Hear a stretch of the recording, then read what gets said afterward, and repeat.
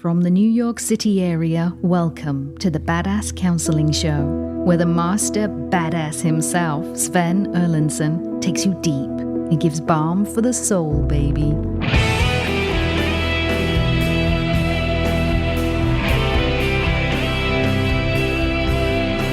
Rock and roll hoochie coo. Here we go, fine humans.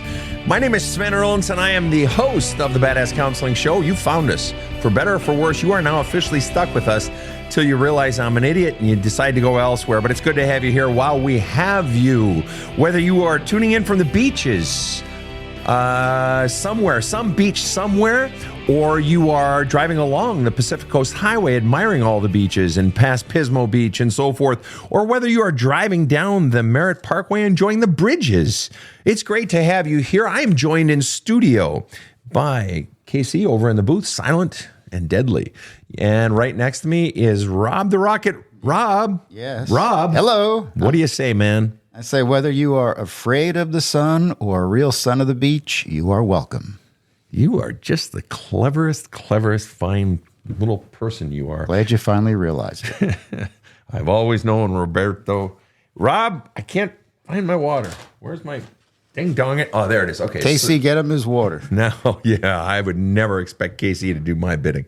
I know better. All right. So, folks, we have a really fascinating show today, a hurtful show, a sad show on one hand, but a hope-inspiring show, I think. We're about to meet Jane Susan. Rob, tell us about Jane Susan. All right. Jane Susan wrote in and said, "First, I'd like to thank you. The work you do is beyond measure. I know I need to journal, but one, I don't know which box to unwrap first, and two, I'm scared of what else I'll find. I was misdiagnosed with terminal glioblastoma at age 17 and given a few months to live. Surprise, I'm 48 and still here. Prior to that, I was abused by my mother's best friend's husband. I never told anyone and carried the guilt and shame for years. It shaped many of my future failed relationships. I married at 22. I didn't love him like I should, but he was good to me at the time, and I really didn't think I'd live a long time. We had 3 girls, then divorced when my youngest was 2. I asked for the divorce because I couldn't stand being alone in marriage. He said he had a license to demand sex. Left me alone at the hospital when our youngest had MRSA to go to work. That was the theme of our marriage. I put myself into bankruptcy so my oldest could play ice hockey. My middle daughter became depressed and suicidal at age 15. My youngest daughter was diagnosed with cancer at age 15. She's in remission now and deciding what college to attend. My ex talks shit to my girls about me. Once my oldest graduated from high school, it was like she suddenly didn't like me anymore. Our relationship is strained at best. I've always been the one who was okay, smile on my face, push forward, make everyone else happy. I'm definitely a people pleaser." Jane Susan, welcome to the show. Thank you. Thank you for coming on. Let's go ahead and dive in, get to work. I want to ask you right away, you said you were misdiagnosed with terminal glioblastoma at 17. My girlfriend's cousin died a couple years ago of glioblastoma, and we moved her close to us so that we could take care of her. I know what a savage disease that is, but I do not know what a savage disease it isn't when you're misdiagnosed with it. So I want you to tell me what above all else, because that is essentially glioblastoma, terminal glioblastoma. Terminal means, of course, they were telling you at 17 you're going to die, right? And so I want to know, if you were to really distill it down to one sentence, what was the effect on that 17-year-old at that moment and moving forward of receiving that diagnosis? What really was the impact? It's hard to say because I was always taught, let me preface this with saying, so my mother is British, and we were always taught that, you stuff your feelings down. You're not allowed to have feelings. So it was kind of like, well, this happened to you and, now you're not going to die. So you pick up the pieces and you move on and you don't talk about it. But wait a minute. Before you get on to that, you're not going to die. I want to know of the effect. Misdiagnosis implies you got a diagnosis and that you lived with that diagnosis until you discovered it was not accurate. When did you get the actual diagnosis of glioblastoma? So my senior year of high school. Right. And then when did you discover it wasn't true? When was it cleared up? So that all happened like October of my senior year. And then I think it was somewhere around January, like kind of like all in that time, they were trying to figure out exactly what was wrong with me. And then I don't remember the exact time frame because it all happened very quickly. But in that time, they were like, oh my God, it's glioblastoma. You know, she's going to be lucky if she lives. All kinds of doctors, surgeries planned. And then maybe it was sometime in December. They were like, okay, we were wrong. And they were trying to hide it from me. But I kind of knew, you know, like this is bad because my brother was in the Navy and he came home on emergency leave. And that's kind of when I knew, like, okay, this is bad. And my mother's best friend was like, yeah, it's bad. And so wait a minute. So that all that happened in October. So for 2 months, you knew it was bad. They didn't tell you that you were going to die yet. Okay. But then in December, they realize, oops, December, January, they go, oops, and you're not going to die and so forth. And so massive roller coaster for internally, because you just said your mom's British and she said no feelings for you. What do you think then in that roller coaster, looking back on that time of realizing it was bad, what was the single worst part about it? You know, it was my senior year of high school. It was supposed to be like the best time of my life. And it was just like everything was taken away from me.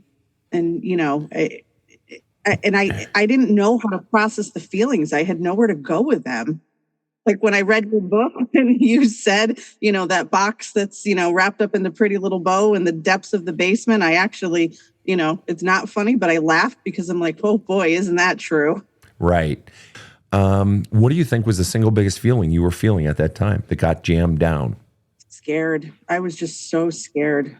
And was it just scared of death or scared of not knowing what's going to happen? What do you think the real scared was?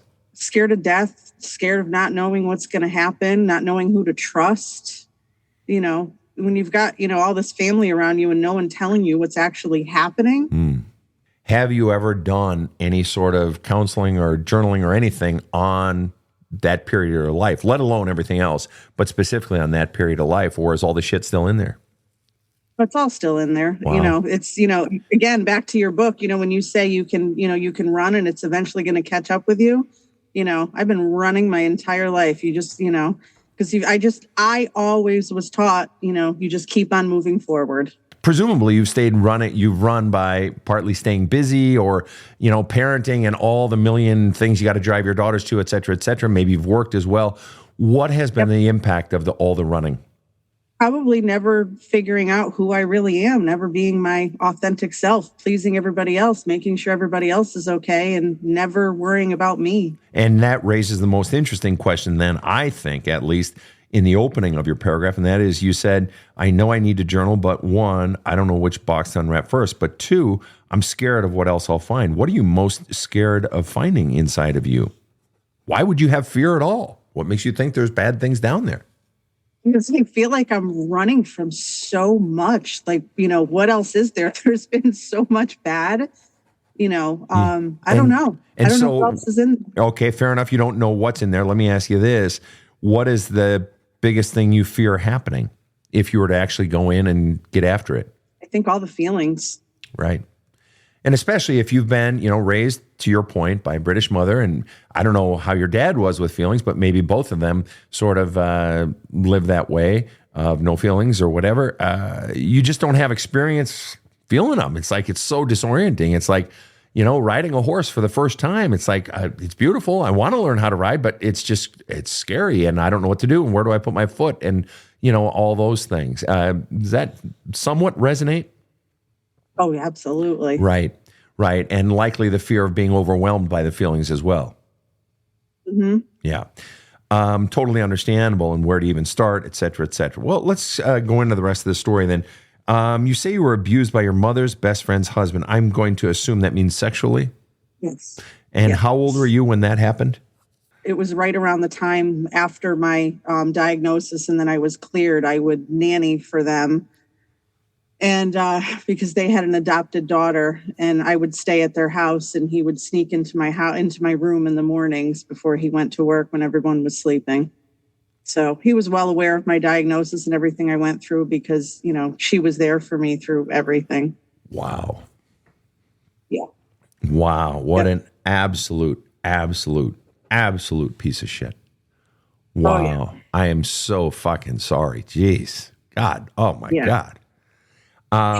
On top of all the stuff I'm so sorry for all the incompetence and of the and how medicine let you down. And then on top of it, good Lord, I want to ask you, and you don't have to answer any of these questions. When it comes to the sexual abuse, you don't have to answer a lick of it. Just say, Sven, go fuck yourself. I won't be offended. I totally get it. All right. But I want to ask the questions. All right. You have every right to say, no, I don't want to, I don't feel comfortable. That's totally okay. Did you tell anyone, tell your mother or anything like that? When I was so ashamed. And, at that age, I thought it was my fault because, I was a teen. I was, 17, 18 years old. And, the way I dressed and, it made me feel like it was, it was my fault and I asked for it. And I know now, but it, took me years to realize that, that was all him. It had nothing to do with me. How old do you think you were when you realized it was all him being a piece of shit and it had nothing to do with you? How old do you think you were when you realized that? In my 30s. Wow. And what finally, because you said, I never told anyone, and you carried the guilt and the shame for years. Let me ask you this. What caused you to finally realize it was his fault and it was all him and he was just this piece of crap? I do a lot of reading and, like a lot of self-help and, things like listening to your podcast and, try to, to me, it's all about making myself better each day. Mm-hmm. So just trying to do stuff to help myself and get myself through it. So you were in your 30s doing some of this stuff and you read something and it just sort of hit you? Yeah. And just kind of realized that, it's nothing that, I could have ever done, that, he's just an incredible piece of shit. Absolutely. Absolutely. Let me ask you, Jane Susan, you said, I never told anyone. Who was the first person you ever told? My best friend. And how was it received? Oh, she was same reaction like you had, like, what an absolute piece of shit. Good, and, Good. So you felt safe and it was received and you could unburden yourself. And obviously you feel much more comfortable talking about it now.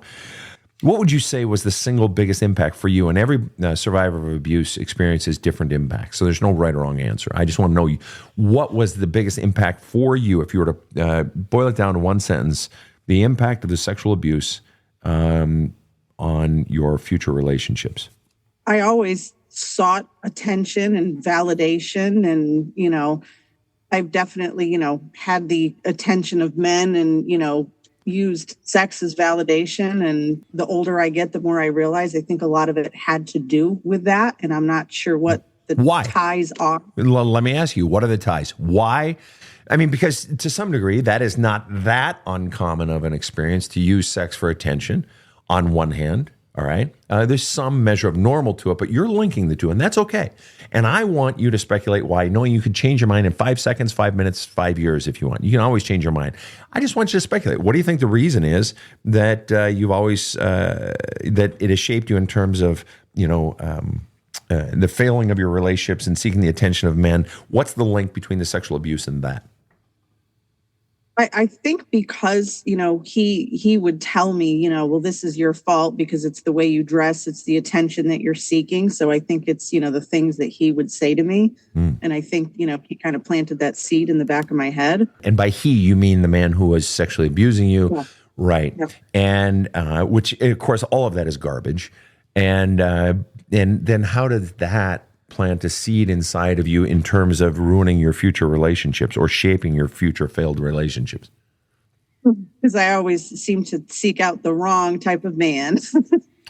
And is it that you all also attribute the problems in the relationship to you?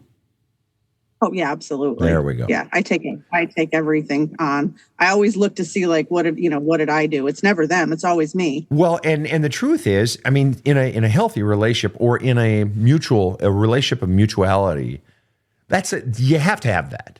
There has to be that. And am I holding the other person accountable for how they're treating me? So it's two people saying, well, how am I fucking up this equation? And how do I need to hold the other person accountable for how they're treating me? So it's both. But if you have someone that's just saying, yeah, it's you, and if you're already predispositioned, if you've already been conditioned by your rapist and I shouldn't use the word your, but the person who raped you, the scumbag that raped you, if you've already been preconditioned to believe it's your fault, then if you walk into a relationship with somebody who's happy to take advantage of that, you're fucked. You're fucked. Right. What percent does that mentality still govern your life, that all the bad stuff is my fault? 40. 40%. Wow. All right. So I want to move forward here.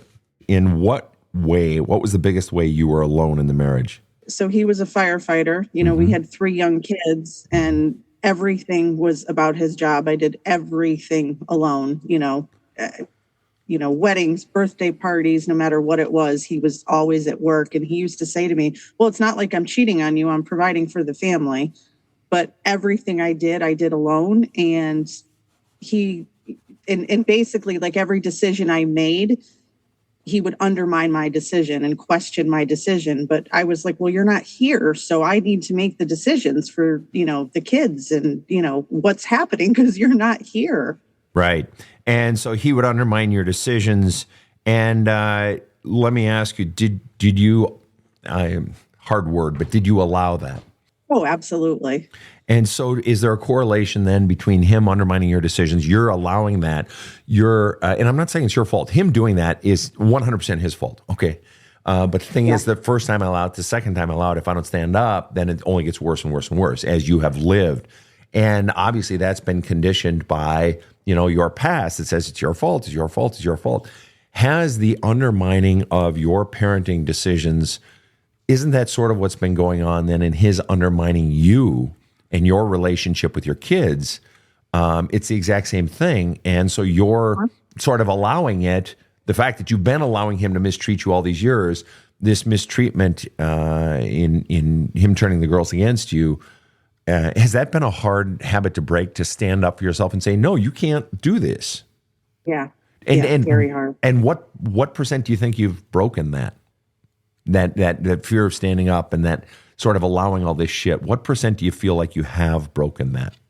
40, 50%. It's been a work in progress. It's definitely gotten better, but it's such a hard habit to break. It is.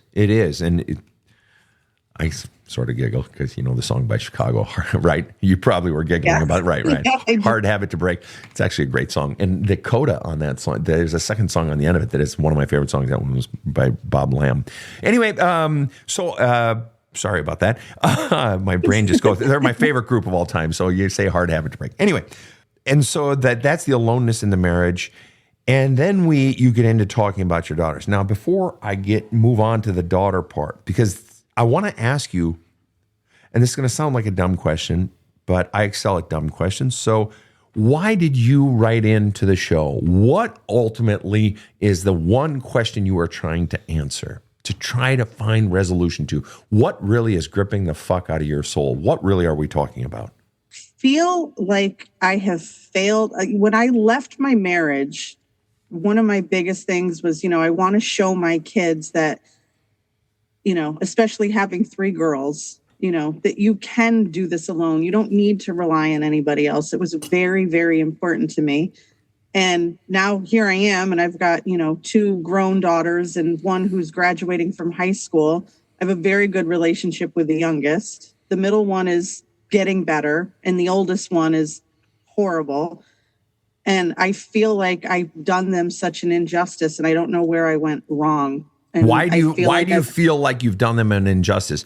Because they don't like you, right? Because your oldest doesn't like you right now, and you're still working on a relationship with your middle one? Or why do you think you've done them an injustice? Because I don't I don't know, if they feel like if I stayed with their father, it would have been better. And deep down inside, I know it wouldn't have been, but I don't know what to do to make the relationship better. And I keep trying, to work on myself every day and make myself better. And, I know I wasn't the best mother all the time because I had all these things that I was trying to deal with myself and I didn't know how to deal with them. I don't know where to go from here. Why do you think you need to go anywhere? What do you think you need? What's missing, or what do you think you need to accomplish? I don't know if I owe them an apology. I don't know what to do for them. Okay. And is it that you don't know what to do for them, Or is it that you don't know what to do to repair the relationship? I don't know what to do to repair the relationship. There it is. There it is. Is it possible that what's really aching the most or causing you to write into our show, which is great, glad you did, is that you're sad because your daughters don't like you and it makes you sad. And so as you are so good at doing, it must be my fault. I must have done something wrong. I'm at fault, and so, but it hurts your heart that your daughters aren't close to you, perhaps as they were in the past. Is that really what we're talking about? Or tweak it? Is it something else? Yeah, it's that. And it's, also, again, like I've stuffed all these things down so far, the trauma of all of it, I don't know how to deal with it. I was listening to one of your episodes, and I don't remember which one it was now, but, about somebody being abused as a child. And I was like, what? And I cried through the entire episode because it resonated with me so much. And I'm like, I don't know how to deal with these things. Fair enough. Fair enough. And we're going to attack exactly that right after this short break. I've been doing some real healing work in my life, and I mean hardcore. But I've been craving something new to level up. A friend of mine told me about this badass counselor. I gotta admit, I rolled my eyes. Then I watched a few of his videos, and yes, this is the guy. I went and got his audiobook, Badass Wisdom. Holy shit. Absolute ass-kicking, inspiring, deep, powerful shit, period. If you don't get this book, you're making a huge mistake.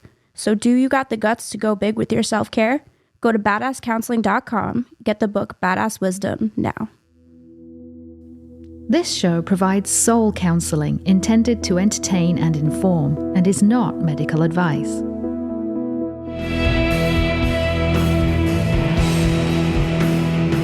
Now, back to the badass. We are back with Jane Susan. Jane Susan, I want to ask you, you said that you have stuffed your trauma down so far and for so long. And of course, it's not just the the misdiagnosis of the glioblastoma, not just the sexual abuse, which was horrible. The rape is, let's call it what it is. But also you set it up by saying, mom was British and taught us no feelings. Now, I love the Brits. I really do. But you're talking about your experience of your mother and stuff those feelings down. And you say right at the beginning, I know I need a journal, don't know where to start, and I'm scared of what I'll find. And then you just said, now I've stuffed trauma down so far. And what makes you think, just briefly, what makes you think you actually need to go into all that stuff? Apart from hearing me say it or reading it in self-help books or whatever, what is it that makes you think that that's what you need to do? I mean, why not just go on about life without it? I feel like it comes up and it affects so many things in my life. How? Give me an example. The way I, react to things and, in relationships, and I'm so sensitive about, certain things. My boyfriend tells me all the time, like, you're so overly sensitive, and he's very good and he understands me, a great deal. But, he tells me all the time, like, we talk about, how sensitive I am. And I think, God, I really am like sensitive. But then I know why I'm so sensitive. Okay, first of all, why are you so sensitive in one sentence or less? I take everything so personally. Okay, fair. And two, is being so sensitive bad? No, but I mean, again, it always goes back to like, it's like I take everything like as a personal attack, and then I'm like, well, what did I do wrong? Like, how can I fix it? Like it goes, and then it goes back to the people pleasing. I want everybody to like me. I want everyone around me to be okay. I'm always making sure that everyone else is taken care of. You've got a love cup. Okay. We all are going through life trying to get our love cup filled. Every single one of us, whether we're aware of it or not, we're all trying to get attention, approval, acceptance, affection, et cetera, et cetera. And your love cup, because you've experienced so much pain in your life, and so many people have, okay? There's a lot of pain in the world, and you've experienced so much pain of such a distinct variety. I mean, a diagnosis of a brain fucking tumor, basically, and killing you, et cetera, at 17, at what should be, Greece, and hey, let's roll on the beach together, and let's, all those things that we're supposed to be doing when we're 17. and robbed from you. Not to mention the shit before that, because here's the thing. If you've got a massive traumatic event at age 17 and you have a parent saying, basically, tough it up, move forward, shut the fuck up, let's go, get to work, basically. If she's doing it for a major event, and we haven't even brought your dad into the picture yet, we don't even know what his role was, but if she's doing it with a major event at 17, that means she has been doing it with all the small, medium, and large stuff prior to that. So you didn't get the message at 17. Hell no. You got the message at 1. You got the message at 3. No tears, don't have time for that. Your anger, yeah, I'll give you something to be really angry about, kiddo. Keep doing what you're doing. Whatever it is, you've been stuffing that shit down your whole life. That means inside of your love cup is all of the shit and all of the pain and all of the anger and all of the sadness and all of the crud you could ever possibly stick into a love cup. It's all in there. It's all jammed into your love cup. And what that means is one more drop, just a drop of pain, just a drop of hurt, of anger, of offending you or whatever, fires all those fucking pistons, all those neurons, all those electric vibe shit inside your love cup. It all gets triggered because you are walking around with 100 sticks of fucking dynamite inside of you. Every one of them has a fuse, and every last thing in the world is either a lighter or a match or a torch, just waiting to blow up some shit inside of you. Does that mean you're bad? No, not at all. Does it mean it's your fault? 0. No.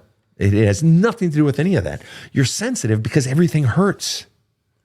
Everything hurts because you've had so much pain that you haven't gotten out of you. Does that resonate? Sound like total bullshit? What? Oh, no. That's 100% so dead on. Right. And so you asked the question. So it must have been a real kick in the head, as they used to say back in the 40s or in the Sinatra song, a real kick in the head, a real hole in the boat. It must have been a real kick in the head when you get to basically chapter 1 of my book and I say, so journal about the single most traumatic event of your life. And you're like, oh yeah, that's fucking funny. I'll just skip this journaling shit. Right? Roughly? Ballpark? Yeah, exactly. Yeah. Right. Yeah. Okay, so let me ask you, off the top of your head, single most top of the list, painful, traumatic, life-riveting event or experience of your entire life. Is it your daughter being suicidal at 15? Is it the glioblastoma diagnosis at 17? Is it your mom or maybe your dad really hurting you deeply at age 5? Is it your husband leaving you in the hospital or demanding sex? Was it the rapes? What tops the list for you? I think it was my daughter being diagnosed with cancer because it was, she was 15 and it was so similar, even though it wasn't glioblastoma, it was so similar to what I went through and I was so helpless. It just brought it all back. And it was such a hopeless feeling.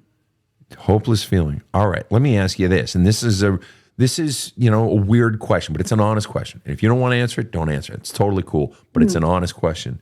Why was daughter being diagnosed with cancer at 15? That's your youngest daughter. Why was that more painful, more traumatic for you than middle daughter being depressed and suicidal at 15? I'm not saying it shouldn't be. I'm just asking why. Right. I think it was, I don't know if it was because it was just one more thing or it was just because it was similar to what I went through. I don't know. It was just like the tip of the iceberg, I guess. And, there was nothing I could do. Right. And of course, it doesn't mean you love your younger daughter more than your middle daughter or some crap like that. It doesn't mean that at all. I was just curious.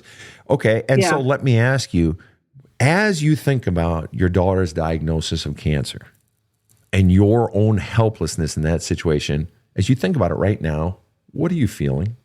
And maybe it's nothing, and that's totally okay. I just want to know, is your heart beating faster? Are your pits sweating? Are you nervous? Are you excited? It can be a physical sensation. It can be an emotional feeling. What are you feeling right now as we talk about this notion of your daughter being diagnosed with cancer at age 15 and how similar it was to your own experience at 17? It makes my heart beat a little bit faster, and it's a little bit overwhelming still. What's the most overwhelming part thinking about your daughter being diagnosed with cancer at 15? It was just so hard to watch her go through that, just to, watch, almost 2 years of her life, she started out as a thriving teenager, and watch almost 2 years of her life, being taken away from her. It's, no child should have to go through that. Agreed. What was the single hardest part about that? About watching her lose 2 years of her life, and the fear in her eyes and the pain in her eyes and your own helplessness and everything else and the impacts on her sisters, and in watching the whole thing, what was the hardest part? I think watching her try to come back from it and, get back into the normal life, and just watch her struggle, and, knowing as a mom that there wasn't much I could do for her. Yeah. Just out of curiosity, did you right the wrongs of the past? And that is, your mom didn't encourage you to talk it out and she said zip your lip and all that sort of thing. Let me ask you, Jane Susan, how did you deal with your daughter's feelings when she was going through it and trying to come out of it? We talk about it all the time. But what about the feelings aspect specifically?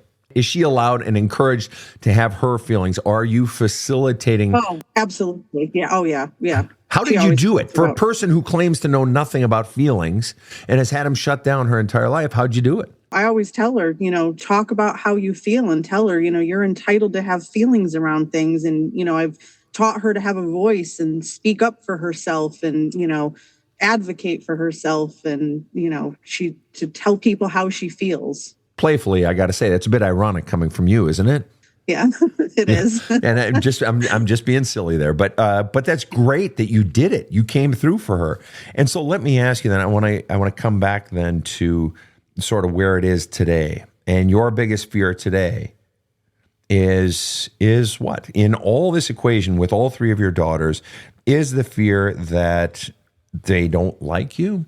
Is it fear and that they still won't like you? Not just what's the biggest pain right now, because we've sort of already established, it sounds like, that there's breaches in those two older relationships, especially the one with the oldest. But what is the single biggest fear gripping either regarding this or basically the biggest fear in your life right now? What is your single biggest fear gripping your life right now? That I'm not liked, that, I still have to do like acts of service. I don't know how to explain it, but do things so people will like me. You know what I mean? It goes back to that people pleasing. And where did you get the message above all else? What is the original source of you getting the message that your being liked is tied up in your doing and not in your being? That you have to do things to earn love or to make people like you. Where do you think you got that message? I mean, I know growing up, it was my brother and I were supposed to be, seen and not heard. Okay. And, sure. Okay, seen and not heard. And were there expectations for were you praised for doing good things, and were you or punished for doing bad things? Oh, absolutely. Okay. Was your worth confirmed just for being wonderful and sweet little Jane Susan when you were growing up? Oh, no, we had to earn it. And what was the biggest way you always felt in your life you had to earn it? By doing what? If we did what we were told to do. And what generally were you told to do? Oh, we had to do our chores. And when my parents were married, which was a short time because they got divorced when I was very young, but when my parents were married, my mother was a stay-at-home mom. My dad worked. He was never home. And when he was home, my mother was, he was in business. So when he was home, and I was young, but as far as I could remember, she would do all the stuff to prepare for the dinner parties on a Friday night and have his colleagues over. Mm-hmm. So my brother and I weren't allowed to be around for that. So we, had to, make sure that we were in our rooms and away for things like that. And, she would clean the house and we weren't allowed in the room, in the living room, the vacuum lines were perfect. We weren't allowed in that room kind of thing. And we grew up in Minnesota at that time, and that was the time where, Okay, fair enough. And the lines in the carpet, vacuum lines, my neighbor, the mom used to rake their carpet. They had a carpet rake. Yes. And all the lines, so I get it.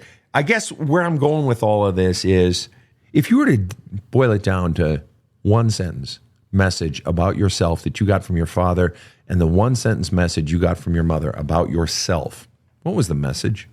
Never good enough. Which parent? My mother. Never good enough. And what was the single message, whether it was ever spoken or not? What was the message from Dad?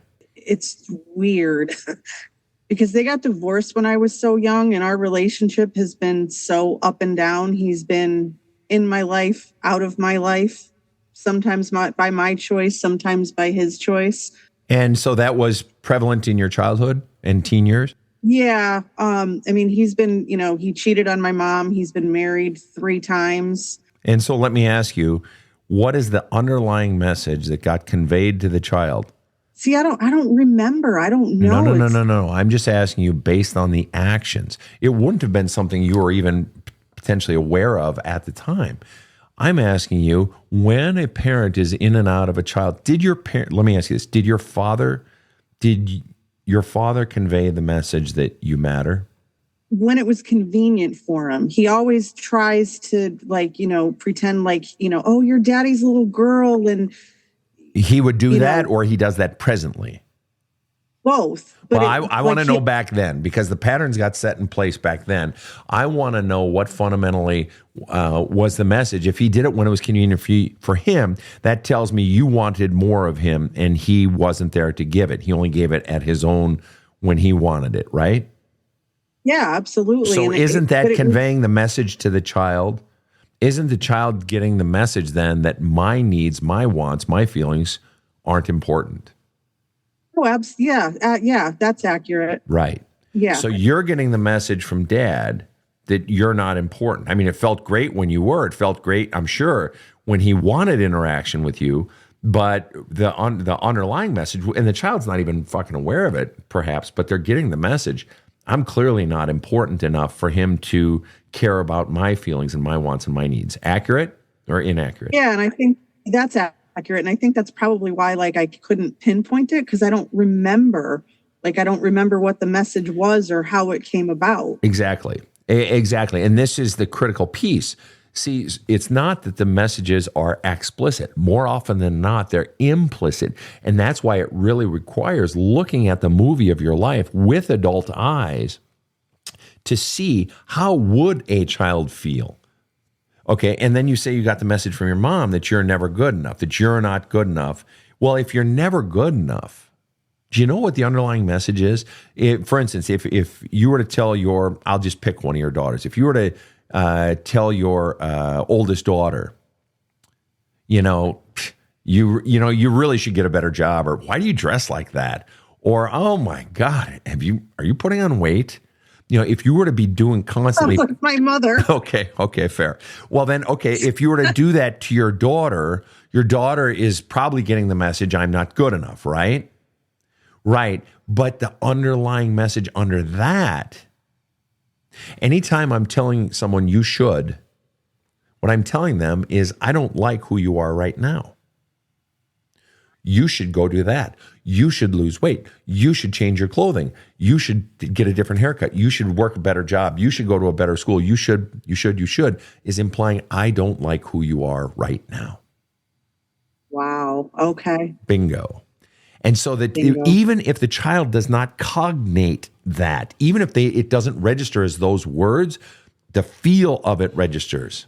Isn't that interesting that they may not even think, oh, you just fucking said you don't like me. And some kids will, some adults will, but a lot won't. But it feels, and it's clear how anyone would get that message. If you're telling me, Sven, you should really do this with your show, and Sven, oh my God, can you please just do something with the face part and whatever else, Sven, you're saying, I don't like who you are right now. And it's easy as a parent to cloak it under, oh, I'm just trying to help you become better. Yeah, but you're still saying you don't fucking like who I am. How does it feel right now? You just had an oh shit experience. You just had a holy shit moment. What registered inside of you? How does it feel to hear that you fundamentally got the message, I don't like who you are? It's kind of a relief, because I'm like, wow, like that all makes so much sense. Like now I get it. And like, what are you getting? This, What's making sense to help clue us in, bring us inside of you? it's validating to know that like I'm not crazy. Like I was getting these messages and I feel this way for a reason. And it's a relief to be like, wow, like, okay, it's not me. Exactly. It was them. And here's the thing, and you just fucking nailed it. Brilliant stated. Brilliant, Jane Susan. And so think about this. The child's brain basically says, Mom and Dad are good, and they love me. So therefore, if I'm not getting love from them, there must be something wrong with me. And if they're actually saying, well, there is something wrong with you, you need to this and that, and Dad is basically saying the message, you're not that fucking important. So it's like, oh my God, I suck. I'm unimportant, and so on and so forth. Mom and Dad are good. They love me. So if I'm not getting love, I know they do because they're good people. So if I'm not getting love, clearly I'm the problem. But then as we really go back and watch the movie of our life that Steven Spielberg has made of our life and named it Jane Susan, and you're watching that movie of your life and you're like, wait, that's fucked up. What they were doing, that's fucked up. The messages they were sending me, maybe they weren't either A, good people, or B, good parents. Maybe they weren't. Maybe my fundamental premise that they're good and they love me, what if that is wrong?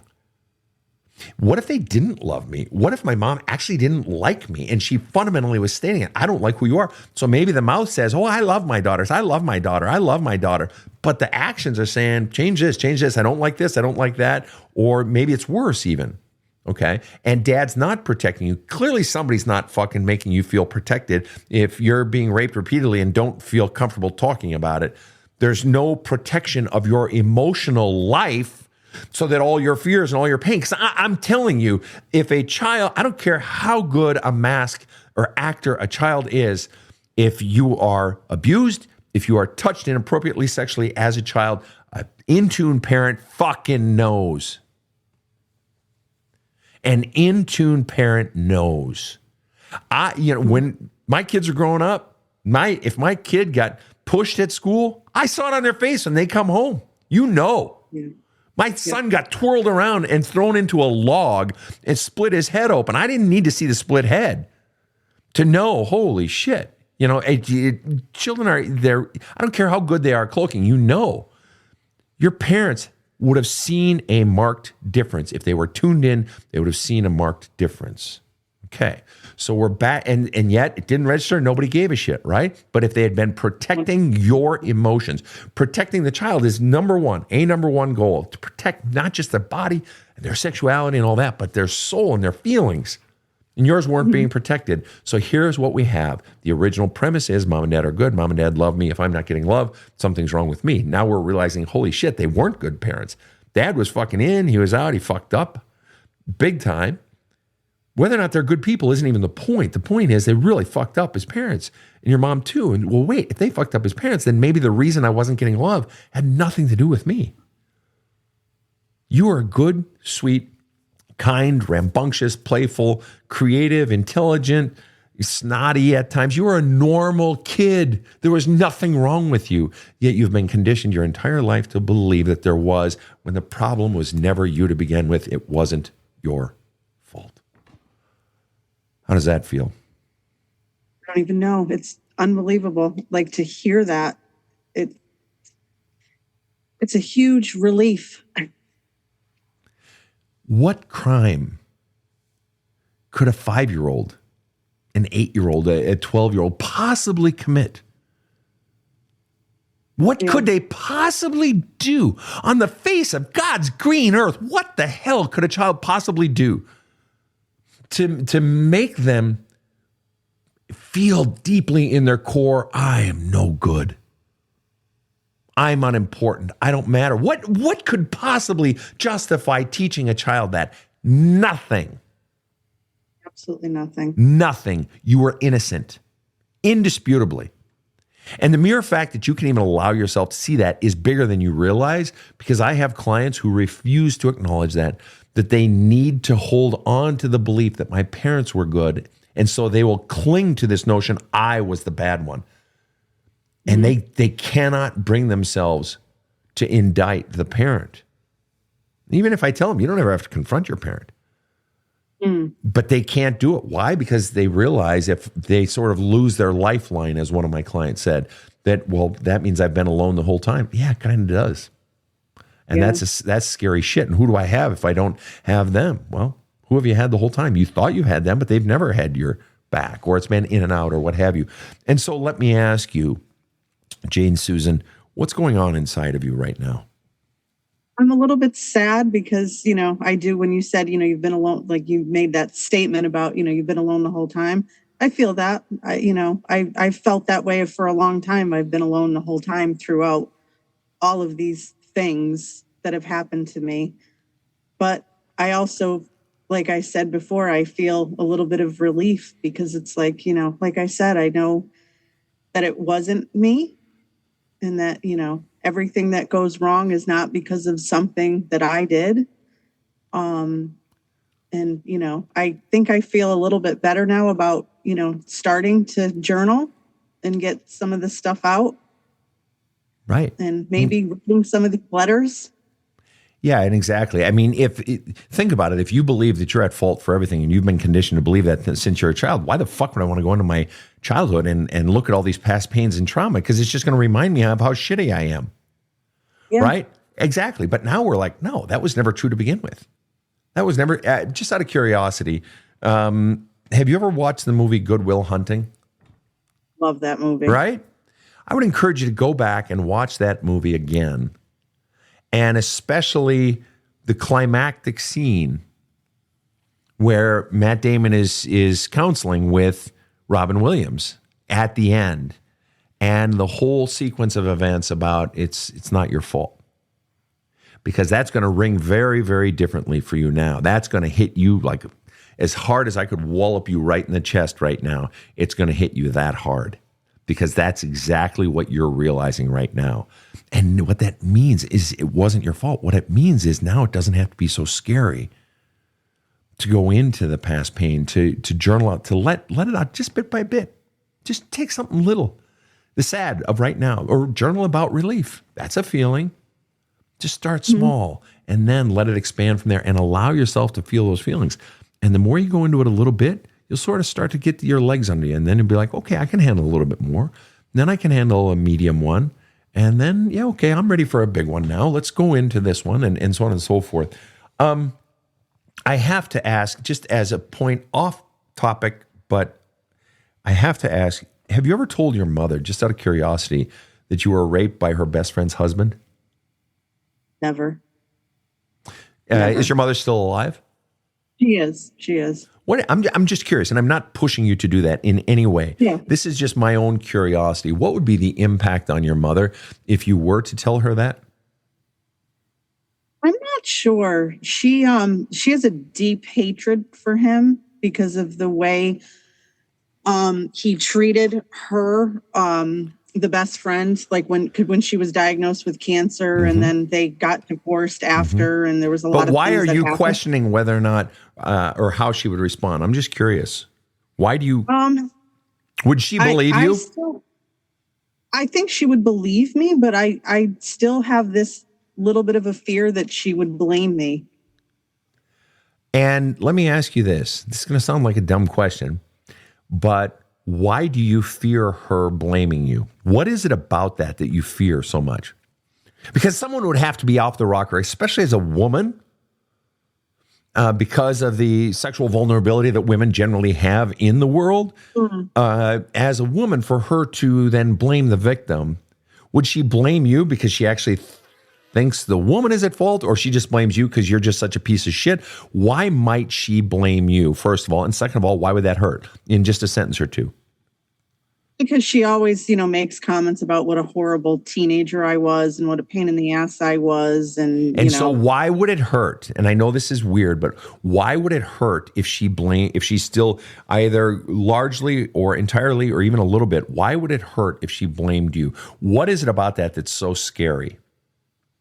My whole life, it's like every choice I've made, she's always like, it's like you said previously, well, you should do this. You should do this. Oh, did you gain weight? Why did you do this? You should do it this way. So it's and like, so is the difficulty in her blaming you if she were to do that, even a small amount in your being raped as a teenage girl, is the real pain that it would hurt? First of all, of course it would hurt, but is the real pain though that it would confirm for you what a fucking, forgive me, piece of shit your mom has been, blaming your daughter for being raped at age 17? Would it confirm for you that perhaps that what you've always wanted from your mother, there is no chance you're ever going to get? That approval, that acceptance, that love. And is it possible that you don't want to feel that? You don't want to see how much she really hasn't loved you and protected you and so forth, and protected your emotions and so forth? Is it possible you don't want to see it and don't want to feel it? Absolutely. What is the one thing above all else? And there's no right or wrong answer. What are you most still wanting from your mom?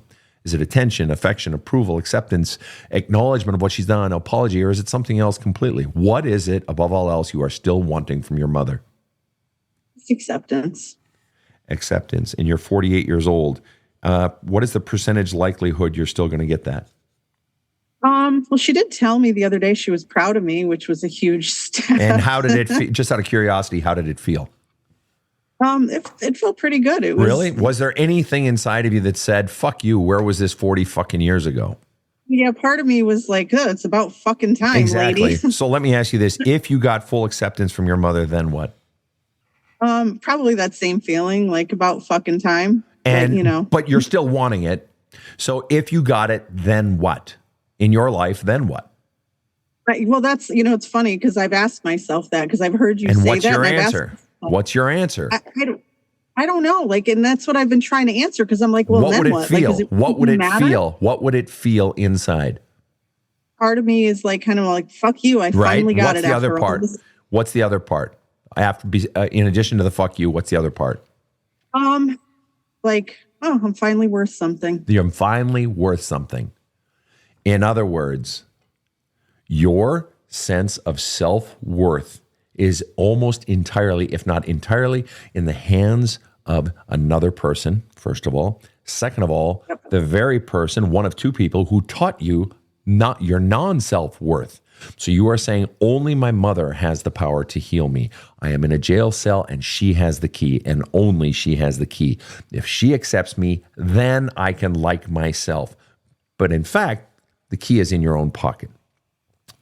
You can heal self. You can love self, confirm your own worth, but you are giving your mother supreme power over your worth. She is still, at age 48, God. She is God. And I know that, but I don't know how to make that not be the truth. The way you do that is, I would strongly recommend that you begin to journal every single memory that you have of your mother, good, bad, ugly, indifferent, father as well, but each parent separately, and then begin to attach what feelings are attached to that, or how do you feel about it now? Even if you don't have a memory of what you felt then, how do you feel about it now? Because we can look at her, some of the shit that she did now, you and me talking about it as adults. It's like, what the actual fuck were you thinking, woman? Talking about your mom, not about you, talking about your mom. And so we can feel the rage, we can feel the anger, we can feel the sadness, the disappointment, etc. What was that? Oh, no, I said, I understand that. Yeah. Yep. And so begin to list all of those things that your mother did, didn't do, and welcome the feelings. And the more you do it, just a little bit, and write it out. I'm actually feeling mad right now. Wow. I feel a feeling. This is fucking awesome. Okay, fuck you, old woman, because you did this to me. And you never have to confront your mother in real life, but you need to begin to gin up all of the past. And the more, and that relief that you told me that you felt a few minutes ago, you're going to feel that more and more.